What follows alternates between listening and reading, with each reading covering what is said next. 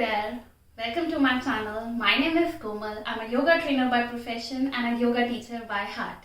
In today's video, we will be talking about Sun Salutation, Shivananda Surya Namaskar. So there are total 12 steps in Shivananda Surya Namaskar, and in the coming days, I will be dedicating one video for every one step of Sun Salutation. Now, why do we need to learn every step in such detail? Because if you never got the opportunity to learn Surya Namaskar from a teacher or have never done it under the guidance of a teacher, you may be doing it the wrong way. Unknowingly, but you may be doing it the wrong way. What we all need to know when doing Sun Salutation, there are alignment check, there are breath cues, and then there comes modifications. Now what I mean by modifications, for example, you are someone who generally have low BP conditions. Now there are some postures in the Sun Salutation where you need to modify the practice according to your condition. So that's why I'm dedicating one particular video for one particular posture, so that in every video I can talk about in detail about every posture. So without any delay, let's get started.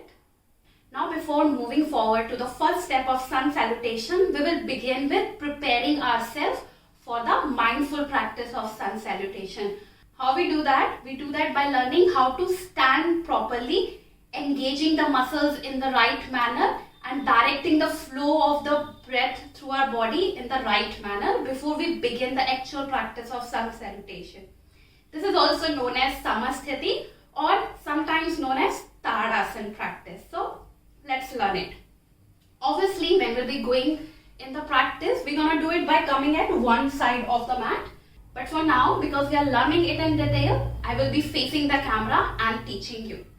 So coming at the front of the mat, begin with either joining your feet together. If that's not comfortable for you, keep hip width distance between your both feet. First, we're going to start with the feet engagement. That's the foundation of our standing posture. We're going to start with spreading all the toes away from each other. Like my fingers are spreaded away from each other, likewise my toes will be away from each other. And making sure the outer edge of the feet are parallel to each other. Now similarly, on my palms you can see the mount and you can see the heel, the base. Similarly, on the soles of the feet, there is a mount section, there is a heel section, and there is a center area which is little lifted up. There is a space there. So make sure you're pressing through your heels and your mount section. Toes are engaged. They are away from each other. Then comes our knees. If you have hyperextended knees, for example, you have a tendency of pushing the knees back, I suggest you to keep soft bend in your knees. And even if on a regular note you feel pain in your knees, keep the soft bend in your knees. Otherwise, knock the knees up towards your thighs. The thighs will start engaging. In a simple language, engaging means squeezing your thighs. Then engaging your glute muscles, which we can say buttocks in a simple language.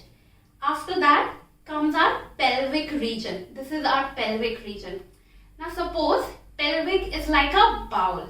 Suppose there's a water in the bowl, and if you will tilt that water forward, the water gonna spill out from the back.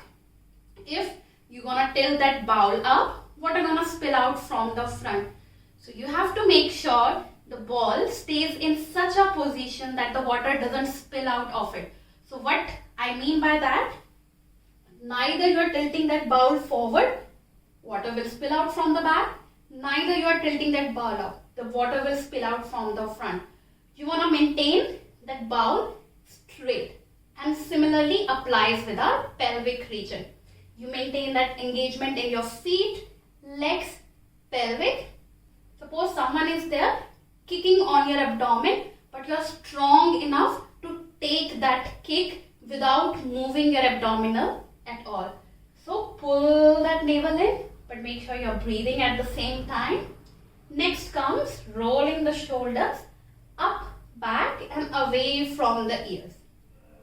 Spreading the fingers on the side, chin parallel to the floor, looking at a fixed direction in front of you, focusing your awareness to that one fixed point. This is preparing us for the mindful practice of sun salutation. We'll spend some time here, inhaling through the nostril, exhaling through the nostril. Now moving to first step of sun salutation. So we inhale through the nostril. With an exhale, we will join our palms together. Here, your fingers can be away from each other or they can be together. The elbows can be dropped down on the side or they can be pointing by the sides so that forearm is parallel to the mat. You can choose any one practice. Looking forward, take few breaths in and out there, maintaining the same engagement that we were doing in our Samasthiti position. Spend some time here. Inhale and exhale. Relax. So this was all about the first step of sun salutation. Please watch my next video to know the second step in full detail and with the right breath cue. See you in the next video. Thank you.